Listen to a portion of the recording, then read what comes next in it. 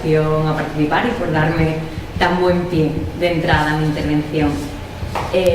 Clara nos acaba de presentar un panorama no tan positivo, ¿no?, de la juventud y su relación con las nuevas tecnologías. Y ahora vengo a hablar de incorporar la perspectiva de género al análisis de esta realidad. Pero hay una cosa que quiero dejar muy clara desde el principio, ¿no? Mi discurso no va a ir en la línea de ¿y las mujeres peor? No. Porque, bueno, por dos motivos fundamentales. Por una parte, porque creo que no refleja la diversidad de las mujeres, de las niñas, de las jóvenes de hoy en día, ¿no? Igual que no son un modelo de mujer, de niña, de joven, pero hay un modelo de relación con las nuevas tecnologías.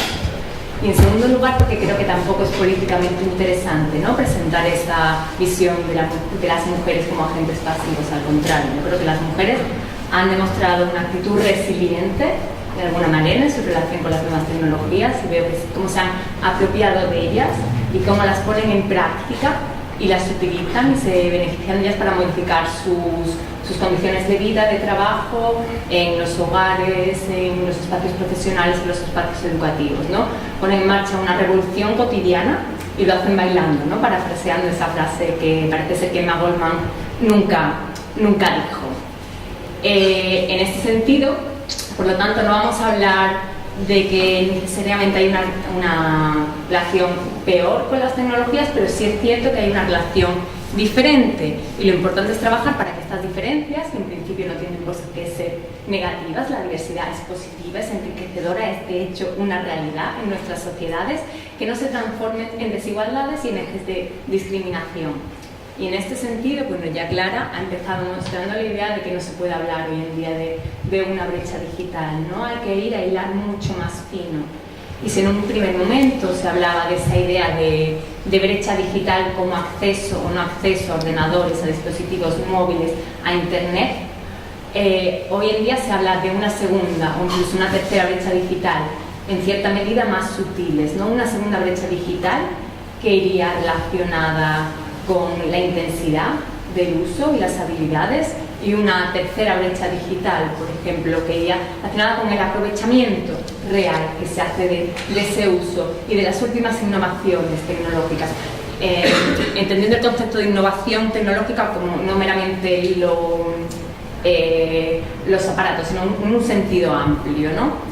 Entonces son esta segunda y esta tercera brecha digital las que realmente cobran interés cuando estamos hablando de niños y niñas y de jóvenes. Pues la primera brecha digital realmente ha tendido a desaparecer. Entre los jóvenes y las niñas de entre 10 y 24 años observamos que prácticamente todos, estamos hablando de un 98% y un 97% de los niños, de los chicos, han tenido acceso. Incluso la brecha es ligeramente positiva para las mujeres. Si bien este acceso no es igual, se observa la tendencia, según algunos estudios, de que aunque el hogar es el espacio primordial de acceso, ellas tienden a acceder más desde centros educativos formativos, y ellos en ciertos rangos de edad a acceder más desde otro tipo de espacios como pueden ser cibercafés, ¿no?, que de alguna manera son más públicos. La segunda brecha digital adquiere más sentido, ¿no?, en estos rangos de edad.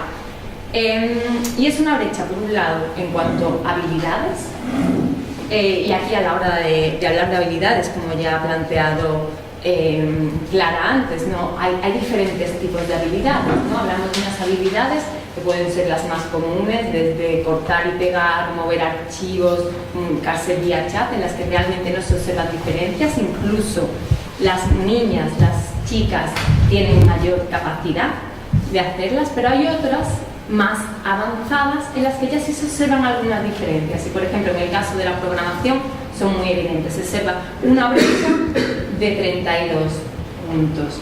Pero no solamente son las habilidades, sino para qué se usa, cuáles son los usos, y ahí sí observamos diferencias. Por un lado hay una serie de usos comunes, como pueden ser viajes y alojamiento, como pueden ser relaciones con las administraciones, como puede ser correo electrónico, en los que esa brecha digital para las mujeres jóvenes es positiva. De hecho, han avanzado y los utilizan más que sus compañeros chicos.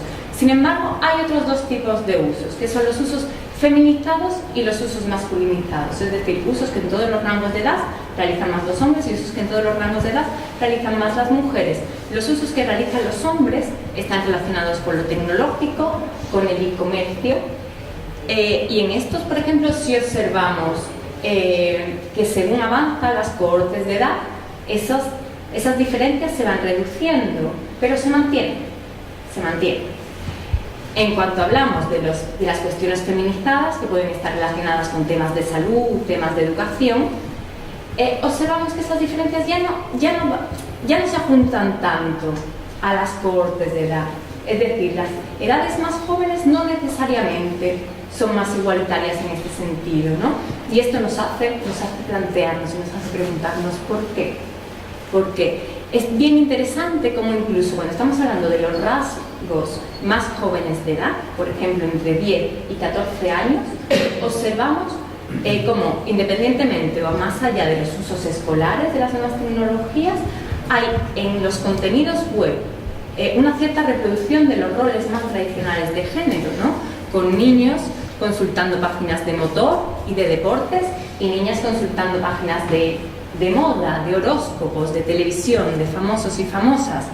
Y todo esto, por supuesto, estamos hablando de contenidos declarados, ¿no? Si estamos hablando de todas las partes de pornografía y demás, pues es probable que hubiese mayores diferencias, ¿o no?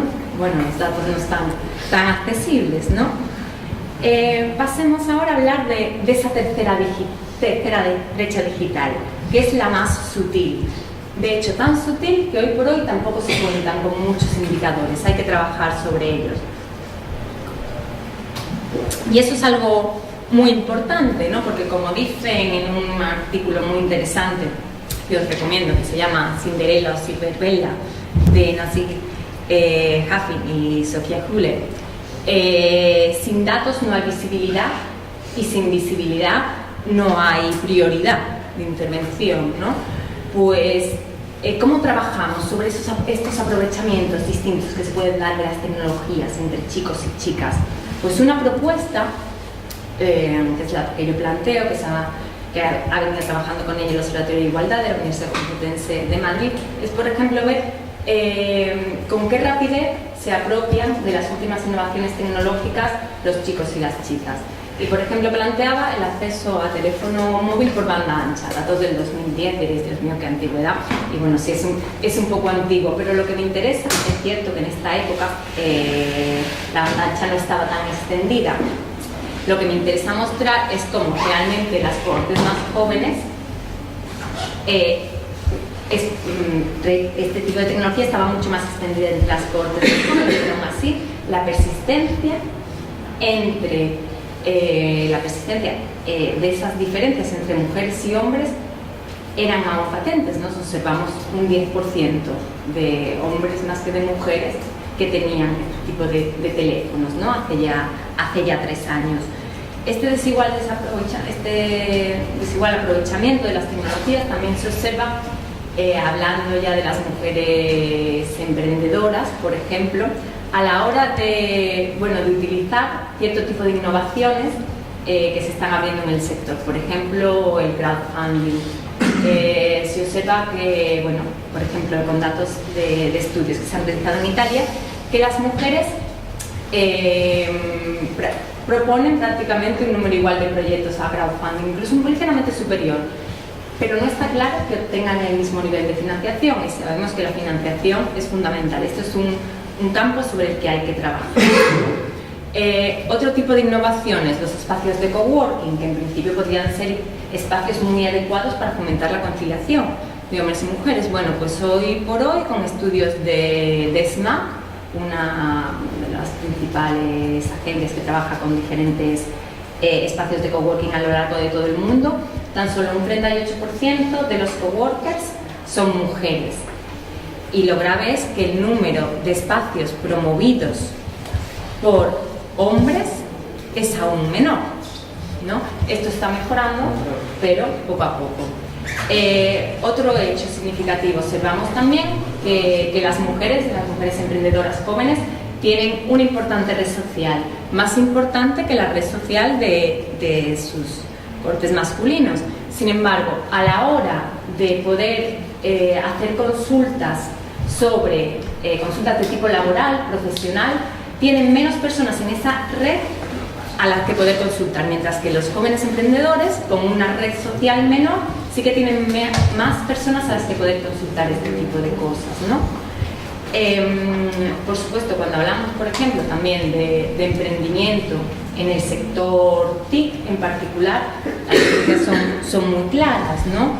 Si las mujeres son un 54% de las emprendedoras a nivel europeo, pues tan solo un 19% están en el sector TIC, en el sector digital. En Italia, entre las startups, un reciente estudio que se ha hecho, pues si las mujeres representan un 24% de las startups en otro tipo de sectores, en el sector digital son tan solo un 11%. Esto está muy relacionado bueno, pues con las brechas en cuanto a la formación del empleo y el emprendimiento TIC, ¿no? Lo que se habla mucho de esa masa crítica que aumenta, cada vez más mujeres que llegan a estos sectores, pero luego es una tubería que gotea, ¿no? Hay un gran nivel de abandono. Y me vais a permitir, voy a compartir por una cosa un dato totalmente anecdótico. Yo vivo al lado de un instituto aquí en Sevilla, el Instituto Velázquez, muchos lo conoceréis, pues tiene un grado formativo de ciclo superior sobre diseño de aplicaciones web. Y me ha acercado a preguntar cuántos chicos y cuántas chicas, tienen que ser mayores de 18 años, los siguen. Son 30 en la clase, solamente hay 4 chicas. También sería interesante ver cuántas continúan el año que viene. Bueno, y para terminar, ante este panorama, ¿qué hacemos? Aquí planteo una serie de líneas de acción, ¿no? Como es esa construcción de las nuevas imágenes TIC, esa transformación de la cultura laboral en el ámbito TIC, digital, pero por supuesto también en otros, ¿no? Promoción del emprendimiento femenino y, para mí, fundamental, intervención desde el ámbito educativo, ¿no? Que es donde va a ir saliendo, pero por supuesto para que estas líneas de acción tienen que ir asentadas en un debate social y político importante, ¿no? Por ejemplo, ¿de qué hablamos? ¿De qué hablamos cuando nos referimos a reproducir o a continuar roles de género, a transformar modelos, que es una cultura masculina en el ámbito laboral o en el ámbito profesional? ¿Cuáles son las barreras de permanencia y entrada en diferentes sectores? ¿Qué es eso? ¿Se puede ser iguales y al mismo tiempo respetar esa diversidad? ¿No? Pues son cuestiones muy importantes a la hora de abordar todo esto. Y es que la brecha digital o las brechas digitales, como ha planteado Clara, no es una cuestión técnica, es una cuestión social.